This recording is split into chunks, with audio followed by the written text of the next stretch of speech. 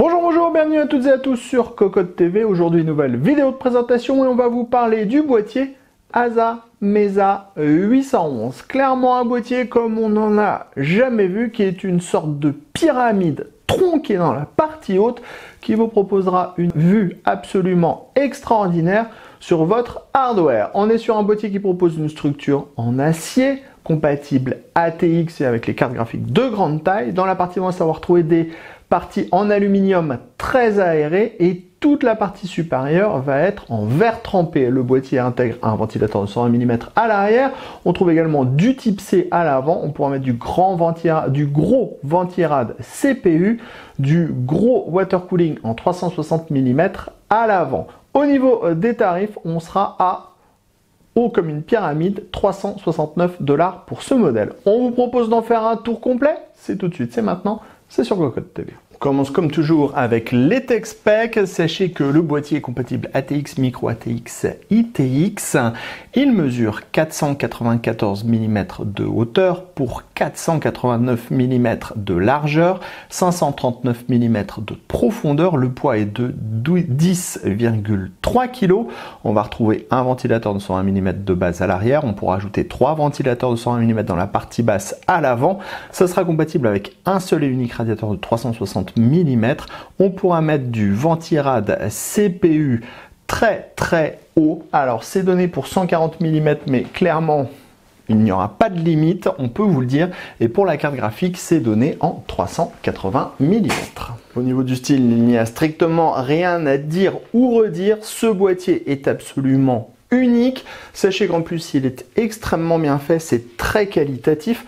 Toutes les parties que vous allez voir qui sont ouvertes comme ceci sont en aluminium, taillées à la CNC. On retrouve le petit logo ASA ici et toutes les autres parties sont en verre trempé et le tout est monté sur une structure en acier.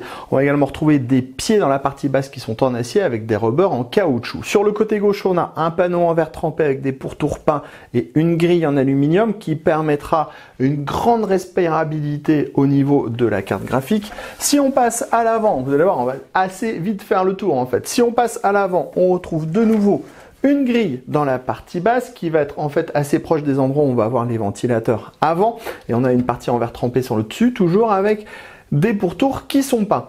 Ici, on va retrouver le panneau de contrôle avec le power on, 2 USB 3.0, les entrées-sorties audio et l'USB type C. Si on passe à droite, on va retrouver de nouveau une grille en aluminium qui vient faire la jonction avec cette partie ici. Vous avez vu, tout est à chaque fois bien pile poil comme il faut, c'est très bien réalisé. On a la grille en aluminium et le verre trempé sur le dessus avec là aussi les pourtours qui sont peints. Sur le top du boîtier, on retrouve un autre panneau en verre trempé, là aussi avec des pourtours qui sont peints. Enfin, on peut passer à l'arrière. Vous avez vu, on fait vraiment rapidement le tour puisque le boîtier est assez limité dans ce qu'il va pouvoir intégrer. À l'arrière, on a une petite partie en verre trempé pour être bien raccord avec tout le reste. Et on va avoir un ventilateur de 120 mm UFO en ARGB. On va avoir 7 slots d'extension avec des caches ajourées, non soudées, montage par vis à main. On va retrouver l'emplacement de l'alimentation avec des petits patins en mousse. Et ici, on aura une grille de protection amovible qui permettra d'accéder à la cage SSD et à la cage HDD. Les amis, avant de découvrir le reste de notre vidéo, on vous propose un petit peu de réclame pour GVG Mall, notre partenaire pour les clés Windows, un partenaire qui nous soutient depuis plus de 2 ans et on utilise très régulièrement les clés Windows pour nos machines. On utilise aussi les clés Office. Alors, comment ça fonctionne? On vous montre rapidement. Vous allez sur le site GVG Mall. Ici, vous tapez Windows 10. On prend l'exemple de Windows 10. Ensuite, hop, petite vidéo ici qui va vous expliquer comment ça fonctionne. Vous allez faire acheter maintenant sur cette fenêtre où vous allez avoir la licence Windows 10. Vous n'oubliez pas de mettre le code promo CVIP qui vous permet d'avoir la ristourne de Cocotte sur votre clé Windows. Ensuite, vous allez soumettre la commande. Vous allez arriver sur la page de paiement. Sur la page de paiement, vous pouvez le voir, vous avez tous les moyens de paiement qui sont disponibles, que ce soit par de la carte bleue, par PayPal, par tout ce que vous voulez. Vous allez faire payer maintenant. Ensuite, une fois que vous aurez payé votre licence, vous allez avoir à l'intérieur de votre panier votre clé Windows qui va apparaître. Et là, il suffit juste de copier votre clé Windows et de la mettre sur votre produit Windows 10 pour pouvoir tout simplement activer votre Windows et utiliser pleinement votre licence Windows 10. Donc, vous avez vu, 40 secondes à peu près et le tour est joué pour avoir une licence officielle pour votre PC. On termine sous le Mesa avec ici les pieds en acier qui sont vraiment très costauds avec des rubbers en caoutchouc. Ici, on a les points d'ancrage à destination de la cage HDD pour 2 emplacements. Ici, on a les points d'ancrage pour la cage HDD, 2 emplacements. Ici, on a la grille d'aération à destination de l'alimentation. Et ici, on trouve la grille d'aération avec les points d'ancrage de la grille en dessous qui est en 3 x 120 mm, également compatible, radiateur de water cooling en 360 mm. Pour pénétrer à l'intérieur du Mesa, vous allez le voir, c'est ultra simple. Tous les panneaux sont juste clipsés. Donc on les attrape et ils se déclipsent très facilement comme ceci. Vous avez vu, c'est ultra facile. On pousse, on attrape les panneaux.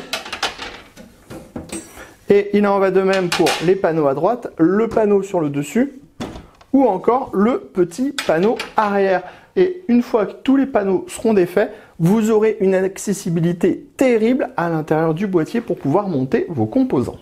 On passe maintenant à l'intérieur de notre Mesa. À l'avant, on va avoir une grille amovible en 3 x 120 mm qui est également compatible avec les radiateurs de water cooling en 360 mm. Ensuite, on va avoir le plateau de carte mère avec 3 grands passages à l'avant, 2 passages sur le côté droit, 2 passages sur le côté gauche. On va également retrouver les 7 slots d'extension avec des caches ajourés non soudés, montage par vis. On va retrouver l'emplacement de la plaque qui est au shield de la carte mère et le ventilateur de 120 mm. Sur le côté gauche, on va trouver ici l'emplacement de l'alimentation avec des rubbers en caoutchouc. Si on passe du côté droit, on va retrouver les 2 cages pour les systèmes de stockage avec ici la cage HDD qui est amovible et qui intègre des paniers de montage qui sont compatibles 2,5 pouces, 3,5 pouces. Et juste à côté, on va retrouver une autre platine qui va, elle, proposer 2 emplacements en 2,5 pouces.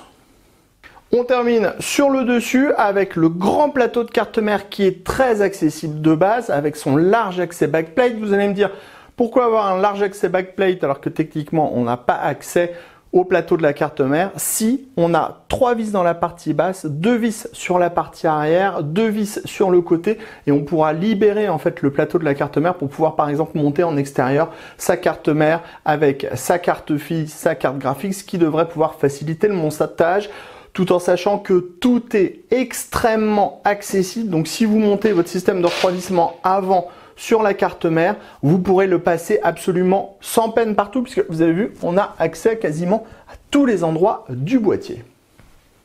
On découvre donc maintenant le boîtier avec la configuration montée à l'intérieur de ce dernier. On va avoir un petit peu comme une sorte de table de bench en fait sur l'arrière du boîtier qui va accueillir la carte mère, la carte graphique, le système de refroidissement et en dessous on va avoir tout ce qui va être alimentation et système de stockage. On peut le dire, c'est ultra propre, il y a très peu de câbles visibles parce qu'en fait tout est articulé autour de ce plateau, l'alimentation est cachée en dessous, les disques durs sont cachés en dessous, donc on a juste les sorties des câbles qui sont ici et là, c'est très très propre. Comme on est super à plat, on a directement la carte graphique à 90 degrés, donc on peut profiter de la carte graphique. Et si on tourne le boîtier vers l'avant, vous pouvez voir qu'on va profiter également à fond du ventirad CPU, de l'arrière de la carte graphique. Si on avait décidé de mettre des ventilateurs additionnels à l'avant, on en aurait profité également. Si vous mettez un gros IO water cooling, c'est pareil, vous allez également en profiter. On le voit, au niveau des passages, on a les câbles qui passent et c'est tout. Alors clairement, à 369 $, avoir des petits caches en caoutchouc, ça aurait été un plus. Ici, la connectique avant avec du type C. Si on tourne légèrement sur la droite, on a les systèmes de stockage ici avec la cage pour les SSD et la cage pour les disques durs. Vous le voyez, c'est très propre, tous les câbles sortent très facilement. Enfin, si on passe à l'arrière, vous allez voir que c'est tout aussi propre. On a la carte graphique, l'alimentation dans la partie basse et ici on a un cache qu'on pourra démonter comme le support de l'alimentation pour pouvoir accéder à la cage SSD et pour pouvoir organiser tous les câbles. On note que le ventilateur arrière a un emplacement qui est totalement extrudé, donc ça c'est plutôt bien. Attention toutefois, précisons que Le cable management n'est pas si simple puisque quand vous allez rentrer l'alimentation, en fait, vous allez avoir assez peu d'accès à l'avant. Heureusement, on pourra retirer cette partie et heureusement, on pourra retirer les deux cages HDD pour trimballer les câbles en fait sous la structure et donc ainsi monter rapidement et facilement les composants à l'intérieur du boîtier. On passe à notre Mesa allumé. Bon, comme vous pouvez le voir, on est vraiment sur quelque chose de complètement différent une fois que c'est en route. On a une très grosse vision sur le hardware en fait, sur le dessus, puisqu'on va absolument tout voir. Tout est vitré sur la partie supérieure. Ça va être ultra respirant puisqu'on a des grands panneaux en aluminium qui vont laisser l'air passer absolument partout. Donc, même avec un seul ventilateur, c'est pas mauvais au niveau des performances, faut le dire. Ensuite, on a beaucoup de place en interne. Je veux dire, on n'a presque aucune limitation au niveau du ventirad CPU ou encore de la profondeur de la carte graphique.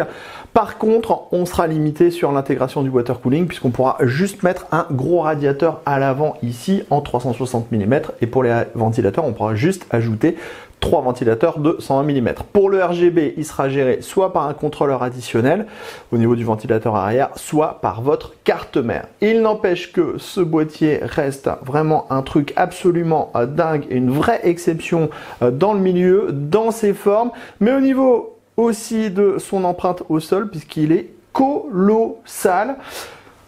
Après, on aime, on n'aime pas, il n'empêche que c'est un boîtier qui est très bien construit et qui propose vraiment quelque chose de différent par rapport à la concurrence. Allez, sur ce, rendez-vous très prochainement sur cocoteland.com pour toutes nos news, tous nos articles et sur Cocotte TV pour toutes nos prochaines vidéos. On vous dit à très bientôt.